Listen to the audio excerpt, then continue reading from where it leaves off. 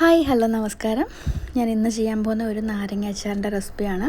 കേടുകൂടാതെ നമുക്കിരിക്കും, ഒരുപാട് നാളെ വീട്ടിൽ തന്നെ ചെയ്യുന്നതാണ്. അപ്പം നമുക്ക് അതിനെന്തൊക്കെ വേണമെന്ന് നോക്കാം. ഇത് വെളുത്തുള്ളി ചെറുതായിട്ട് അരിഞ്ഞത്, ഇത് പച്ചമുളക്, കറിവേപ്പില, ഇഞ്ചി ചെറുതായിട്ട് അരിഞ്ഞത്, ഇത് വിനാഗിരിയാണ്. വിനാഗിരി നമുക്ക് ആവശ്യത്തിന് എടുക്കാം.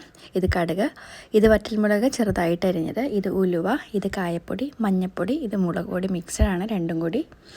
ഈ ഓയിലിലാണ് നമ്മളിന്ന് ചെയ്യുന്നത്. എള്ളെണ്ണയാണ്, നല്ലെണ്ണ.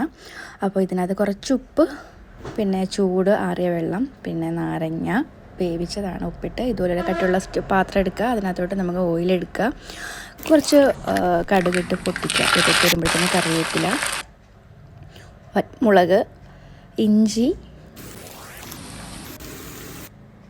ഉള്ളി, ഇതെല്ലാം കൂടി മിക്സ് ചെയ്യുക. കൂടെ ഇതിൻ്റെ കൂടെ വറ്റൽമുളക് ആഡ് ചെയ്യുക.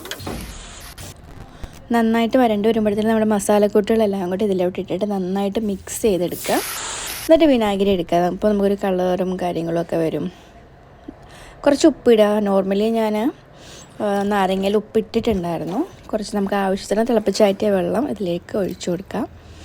ഈ ഒരു ഇതിലാകുമ്പോഴത്തേനും നമുക്ക് നമ്മുടെ നാരങ്ങ ഇതിലേക്ക് ആഡ് ചെയ്ത് കൊടുക്കാം.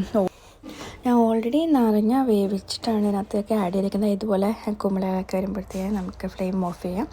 ഈ ഒരു തിക്നെസ്സിൽ നമുക്ക് വീട്ടിലുണ്ടാക്കിയ നാരങ്ങ അച്ചാർ തയ്യാറായി കഴിയും.